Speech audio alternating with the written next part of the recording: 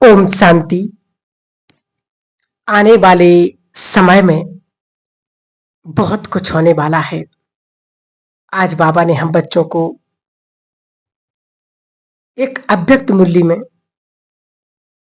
1991 की मूल्य में बहुत महत्वपूर्ण महावाक्य बाबा ने उच्चारे, जो अंत समय को देखते हुए अब जो समय चल रहा है, इस समय के नजारे को, इस परिस्थिति को देखते हुए दुनिया में कितनी महामारी, बीमारियां, समस्याएं, पापाचार, अत्याचार, भ्रष्टाचार बढ़ता जा रहा है। इस कलयुग के अंतिम दौर में और सतयुग के आदि शुरुआत में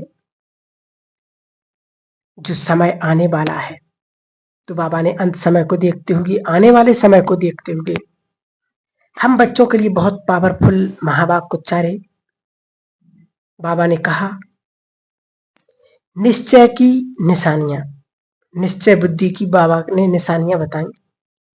क्योंकि आजकल संसार में हम सब देख रहे हैं, हलचल का माहौल है, चाहे वो राजनीतिक हो, चाहे धर्म की बात हो, चाहे किसी भी क्षेत्र में कोई भी बात हो। आजकल हम जो नजारे देख रहे हैं उनमें हलचल ही हलचल है। बाबा ने हम बच्चों को सुनाया है, क्योंकि आज जो वर्तमान समय में जो नजारे हैं, हलचल है, चाहे प्रकृति का प्रकोप हो या फिर और जो आने वाला समय है, उन परिस्थितियों को देखते हुए आज हम देख रहे प्राकृतिक की जो हलचल है, आज कहीं ना कहीं कुछ ना कुछ घटित हो ही रहा है। और ये क्यों हो रहा है? क्योंकि ये हमने प्रकृति के साथ मनुष्यों ने छेड़छाड़ी की है। तो प्रकृति अपना अब महाप्रकोप दिखा रही है और हम प्रैक्टिकल में देख रहे हैं। वर्तमान समय प्रकृति के प्रकोप, कितनी बाढ़ें आ रही, कहाँ लोगों का जीना मुश्किल हो रहा है, कहीं कहीं समुद्र उफान मार रहा है, हम सब देख रहे हैं। तो बाबा कहते हैं, बाबा ने तो 18 जनवरी 1991 की मुरली में बाबा ने बच्चों को सुनाया था, और भी बाबा मुरलियों में बताते भी रहते हैं कि आगे भी बाबा ने बताया था कि क्या क्या होने वाला है, आने वाला समय और कैसा होगा, खौफनाक होगा, कितना भयानक होगा। तो इसमें डरना नहीं है, हलचल में नहीं आना है, लेकिन हमें बाबा सावधानियां देते हैं। उसके अनुसार जो बाबा सावधानियां दे रहे हैं, उसके अनुसार हमें अपनी स्थिति को बहुत पावरफुल बनाना है। क्योंकि समय बहुत तेजी से बढ़ता जा रहा है, दिन प्रतिदिन हम देखते जा रहे, इतना परिवर्तन दुनिया में आ रहा है। इसलिए बाबा आज बहुत अच्छी पॉइंट्स हम बच्चों को लेकर के आज सुनाते हैं। बाबा ने कहा कि ये तो समय कैसा चल रहा है, जैसे गर्मियों का मौसम होता, तो अभी गर्मियों का मौसम है तो गर्मी तो होगी ना। इसी प्रकार बाबा ने उदाहरण दिया कि ये दुखधाम है और सुखधाम स्थापन कर रहे हैं, तो थोड़ी बहुत तो हलचल हो गई। तो बाबा भी कह रहे कि हलचल तो होनी ही है, क्योंकि समय कौन सा चल रहा है। वास्तव में ये सर्व आत्माओं की, संसार की ऐसी कोई आत्मा नहीं जिसका हिसाब किताब चुकतू ना हो रहा हो। हर आत्मा का हिसाब किताब चुकतू होने का समय आ चुका है। इसलिए अब हम ना किसी को दोष दें और ना किसी के बारे में कुछ कहें, क्योंकि 100% बिल्कुल सत्य बात है। हर आत्मा अपना अपना हिसाब किताब लेने आ चुकी है। कोई दुख दे रहा, कोई साथ छोड़ रहा, कोई इतने सारे आज हम देख रहे दुनिया में। तलाक एक ये महामारी बन चुकी है। पहले तो सुना करते थे कहीं 200-400 किलोमीटर दूर ऐसा होता था परंतु आज तो हर घर में ये स्थिति बन चुकी है। क्यों? क्योंकि एक दूसरे की बात को सहन करना अब मुश्किल होता जा रहा है। एक दूसरे को सम्मान, एक दूसरे का रिस्पेक्ट करना बड़ा मुश्किल होता जा रहा है। और सबसे बड़ी समस्याएं आज एक दूसरे के प्रति जो विश्वास, जो अंदर की भावना, जो विश्वास होना चाहिए, वो विश्वास खत्म होता जा रहा है। लोग एक दूसरे को धोखा दे रहे हैं। इसलिए आज और जो सहन शक्ति थी, पहले के लोग एक दूसरे की बातों को सहन करते थे, एक दूसरे की बातों का सम्मान करते थे, एक दूसरे की व्यक्ति का सम्मान करते थे। परंतु आज ऐसा नहीं है। आज समय ने अब करवट बदल ली, इसलिए ये महामारी बहुत बढ़ती जा रही है। आज दिन प्रतिदिन हम एक केस देखते जा रहे हैं।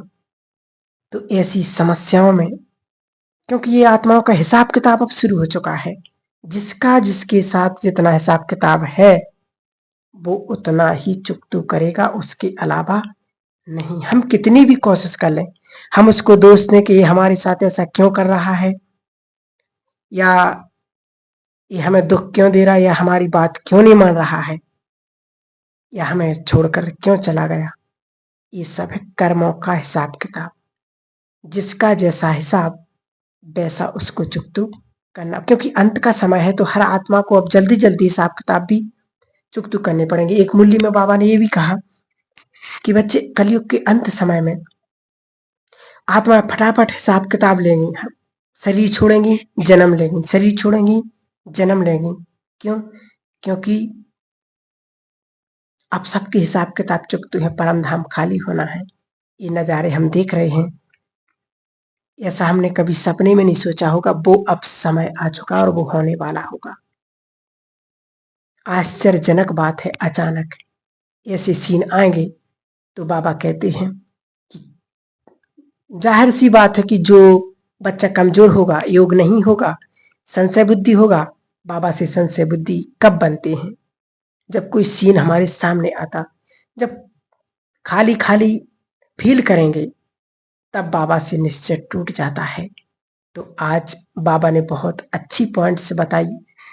बाबा ने कहा, जिसे बाबा में निश्चय होगा, हर कार्य में वो बच्चा विजय का अनुभव करेगा।